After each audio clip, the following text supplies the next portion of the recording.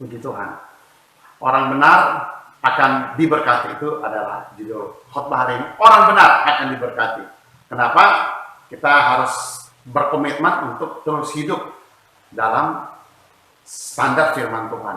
Kitab Mazmur ini yang akan kita bacakan adalah kitab yang berisikan tentang doa, pujian, penyembahan, perasaan yang mendalam dari hati sanubari penulis dengan macam-macam ekspresinya, dengan penuh kejujuran diungkapkan di dalam kasih, penyembahan, ucapan syukur, pujian yang terus-menerus mengalir dari penulis kitab Mazmur ini dalam masa-masa kesesakan, masa-masa yang mereka hadapi yang luar biasa. Namun perlu juga kita ketahui bahwa ada 7 orang penulis, 7 penulis lain selain Daud, ya, Musa, Salomo, Etan, Asaf, Heman, dan anak-anak Korah. Bahkan dalam judul Ibrani kitab Mazmur ini adalah Tehillim, yang berarti puji-pujian. Jadi Mazmur itu sebenarnya berbicara tentang puji-pujiannya. Nah, bagaimana musik memainkan peranan yang sangat penting dalam ibadah Israel. Amin. Memang kita membaca kitab Mazmur itu berbeda daripada yang kitab-kitab lainnya.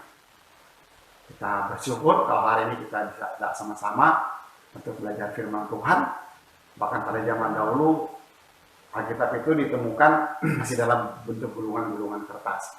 Nah, kitab Mazmur ayat 1 dan 2 ini masih di dalam satu bagian. Itu merupakan pembukaan. Jadi ayat 1 dan 2 ini sebenarnya pembukaan untuk masuk di Mazmur berikutnya. Kita mau belajar pesan yang disampaikan dalam Mazmur 1 ini dan Mazmur 2, khususnya Mazmur 1, supaya kita benar-benar mencintai Torah Tuhan. Ini adalah pesan yang mau disampaikan oleh Daud yang harus kita tangkap bersama-sama. Bahkan sampai saat ini pun pesan itu tetap sama, yaitu menjadikan kita orang-orang yang mencintai firman Tuhan. Mazmur 1 adalah Mazmur hikmat, Mazmur Taurat. Dalam terjemahan bahasa Indonesia berkata, berbahagialah orang yang tidak berjalan, berbahagialah orang yang tidak berjalan menurut nasihat orang fasik. Bahasa Ibraninya asre, yang artinya diberkatilah, atau diberkatilah orang yang tidak berjalan menurut nasihat orang fasik. Tema hari ini adalah orang benar. Orang benar akan diberkati. Mazmur 1 ayat 1. Berbahagialah orang yang tidak berjalan menurut nasihat orang fasik, yang tidak berdiri di jalan orang berdosa, dan yang tidak duduk dalam kumpulan pencemooh. Tetapi yang kesukaannya ialah Torah Tuhan, dan yang merenungkan Torah Tuhan siang dan malam. Ia seperti pohon yang ditanam di tepi aliran air, yang menghasilkan buahnya pada musimnya, dan yang tidak layu daunnya. Apa saja yang diperbuatnya berhasil. Bukan demikian dengan orang fasik. Mereka seperti sekam yang ditiupkan angin, sebab itu orang fasik tidak tahan dalam penghakiman. Begitu pula orang berdosa dalam perkumpulan orang benar. Sebab Tuhan mengenal jalan orang benar, tetapi jalan orang fasik menuju kebinasaan. Nah, mengapa dikatakan bahwa orang benar itu akan diberkati? Sesuai dengan judul saya, judul khotbah pagi ini. Atau orang benar itu adalah orang yang beruntung. Mengapa dikatakan orang benar adalah orang yang berhasil? Pertama, yang harus kita ketahui bahwa orang benar itu tidak pernah mau membawa dirinya ke dalam pencobaan. Orang benar itu dia harus berhikmat. Tidak sembarang membawa dirinya. Tidak sembarang masuk di dalam pertengkaran orang lain. Bisa-bisa hanya terjadi perselisihan. Artinya itu orang benar, dia berhikmat. Dia tidak membawa dirinya kepada hal-hal yang tidak perlu. Sehingga pertama, ayat 1 berkata, orang benar itu tidak berjalan menurut nasihat orang fasik. Orang benar, orang diberkati, tidak mau berjalan menurut nasihat orang fasik. Orang fasik itu adalah orang yang tahu Tuhan namun tidak mau beriman kepada Tuhan. Tahu Tuhan tapi tidak mau beriman kepada Tuhan. Menurut Kamus Besar Bahasa Indonesia, orang fasik adalah orang yang percaya kepada Tuhan tetapi tidak mengamalkan perintahnya. Bahkan berbuat dosa, itu orang fasik. Perkataan dari mulutnya penuh dengan kejahatan, tipu daya, Ia berhenti berlaku bijaksana dan berbuat baik. Dia berhenti semua kejahatan dirancangkan di mana? Di tempat tidurnya. Ia menempatkan dirinya di jalan yang tidak baik. Itu orang fasik.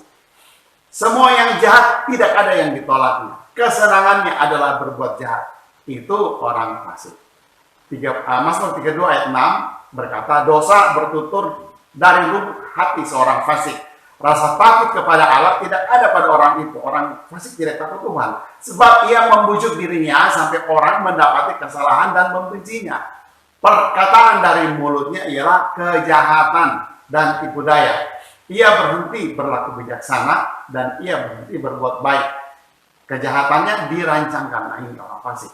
Kejahatan dirancangkan di tempat tidurnya. Ia menempatkan dirinya di jalan yang tidak baik. Apa yang jahat tidak ditolaknya. Bahkan dalam perjanjian lama, standar tertinggi dalam segala aspek kehidupan yang kita dapat dalam perjanjian lama, jika hidup seseorang tidak sesuai dengan standar Torah, mereka mengatakan bahwa orang itu orang fasik. Berarti standarnya itu harus benar-benar Torah. Orang fasik itu adalah orang yang jahat. Orang fasik itu senangnya melakukan kejahatan. Dia memang benar-benar jahat karena memang benar-benar memusuhi Tuhan. Dia bersalah karena dosanya terhadap Tuhan atau dosanya kepada manusia. Sifatnya memang suka berbuat jahat, suka berbuat dosa. Secara konkret, orang jahat itu, orang fasik itu dikutuk karena kesenangannya melakukan kejahatan. Maka dibilang berbahagialah orang yang tidak mengikuti nasihat orang fasik, tidak berdiri di jalan orang berdosa juga. Orang yang tidak berdiri di jalan orang berdosa dan yang tidak duduk dalam kumpulan pencemooh. Sebab orang berdosa adalah orang yang gagal memenuhi standar Tuhan atau Taurat.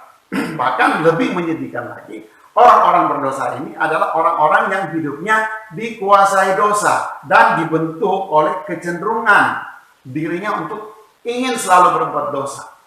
Karena pelanggaran dosanya dilakukan secara terus-menerus. Ini seorang pendosa.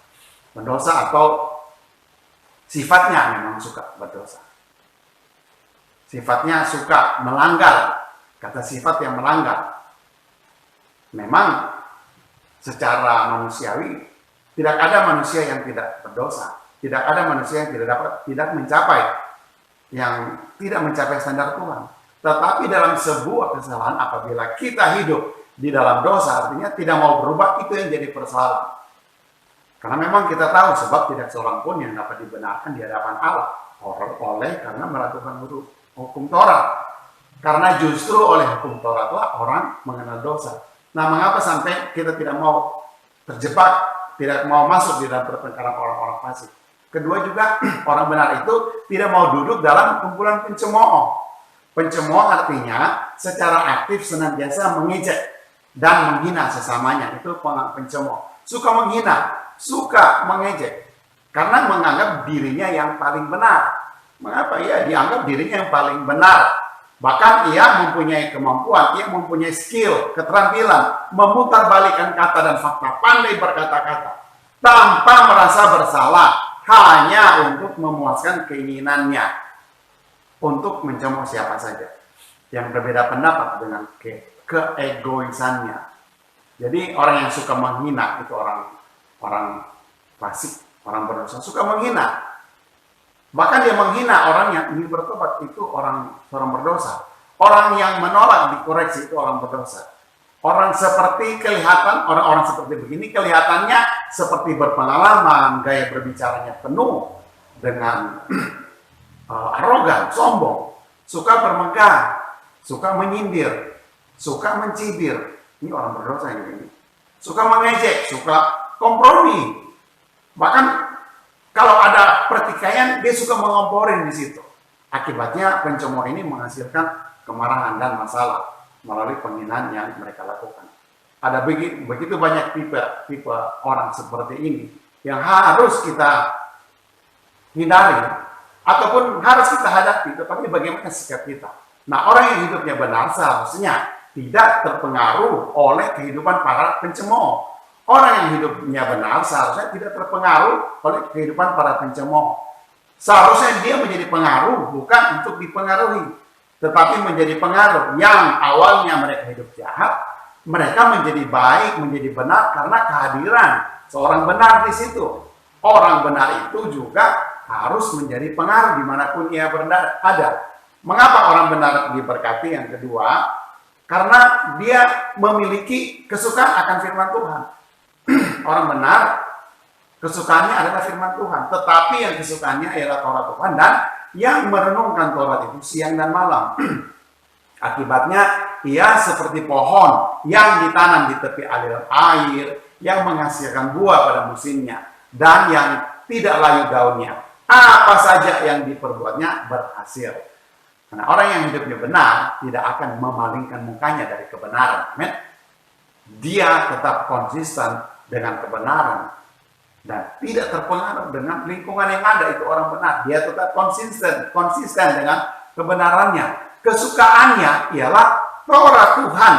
Kesukaannya ialah merenungkan Taurat itu siang dan malam. Kesukaan artinya bahasa aslinya itu ada satu keinginan, kerinduan, kesenangannya merenungkan firman Tuhan. Hidupnya benar-benar dikontrol oleh firman Tuhan. Maksud kesukaan Taurat Tuhan yang diingin sampaikan oleh Daud pada orang Israel itu adalah untuk mendorong orang-orang Israel pada waktu itu untuk benar-benar mencintai ketetapan Tuhan. Memperhatikan dengan seksama perintahnya dan percaya serta meresponi Taurat Tuhan. Ini juga pun menjadi kerinduan kita bersama sebagai keluarga besar Pondok Daud untuk mencintai Tauratnya. Kesukaan kita adalah Taurat Tuhan dan merenungkan siang dan malam. Amin. Bahkan pada zaman dulu, konteks merenungkan itu adalah mereka membaca dengan bersuara pelan supaya telinga mereka mendengar sendiri. Karena iman timbul dari pendengaran akan firman Allah. Jadi kalau baca Alkitab harus bersuara. Amin. Kita dengar apa yang kita baca. Nah, orang benar itu akan diberkati. Mengapa? Yang ketiga, orang benar itu adalah orang yang berhasil. Amin. Berhasil di sini bukan standarnya materi. Berhasil di sini bukan standarnya kekayaan atau kehebatan seseorang. Tapi berhasil di sini menurut teks ini adalah senangnya melakukan firman Tuhan, senangnya mengandalkan Tuhan, senangnya merenungkan firman Tuhan, tidak mau hidup di dalam perselisihan, tidak mau berjalan menurut nasihat orang fasik, tidak mau berdiri di jalan orang berdosa, dia tidak mau duduk dalam kumpulan pencemooh. Pencemooh itu kan suka mencibir, dia suka menghina orang. Tetapi kalau orang benar, ia akan seperti pohon yang ditanam di tepi air yang merambat akar-akarnya ke tepi batang air dan yang tidak mengalami datangnya panas terik, yang daunnya tetap hijau, yang tidak khawatir dalam tahun kering, dan yang tidak berhenti menghasilkan buah. Nah, Mazmur 1 ini tentang keberhasilan ini berbicara tentang buah, artinya perbandingan antara orang percaya kepada manusia dan percaya kepada Allah. Kalau percaya kepada Allah, dia berbuah seperti pohon yang ditanam di tepi air. Kalau percaya kepada manusia, dia seperti pohon yang kering yang tidak menghasilkan buah dan tidak ada gunanya selain ditebang dan dibakar. Nah, pastikanlah hidup kita ini selalu seturut dengan kehendak firman Tuhan. Mengapa orang benar itu diberkati, atau mengapa orang benar itu berhasil dalam hidupnya? Mengapa orang benar itu bahkan mengalami keberuntungan? Pertama, karena dia tidak mau membawa dirinya di dalam pencobaan. Yang kedua, orang benar itu kesukaannya adalah Taurat Tuhan, merenungkan Taurat Tuhan siang dan malam. Jadi kesimpulan yang kita harus taruh dalam hidup kita, orang benar adalah orang yang diberkati, orang benar adalah orang yang beruntung, orang benar adalah orang yang berhasil. Amin. Puji Tuhan. Mari kita satu di dalam doa. Segala puji syukur kami kembalikan kepadamu, biar hidup kami menjadi orang benar di hadapan-Mu Tuhan Yesus, berjalan seturut dengan kehendak-Mu. Pimpin kami, ajar kami, tuntun kami, agar didapati hidup kami benar seturut dengan standar firman-Mu Tuhan. Mampukan kami untuk hidup di dalam kebenaran, walaupun itu sulit secara daging, tetapi Tuhan memberikan kami kekuatan untuk dapat melakukan hidup di dalam kebenaran sesuai dengan firman-Mu. Di dalam nama Yesus. Haleluya, puji Tuhan. Amin.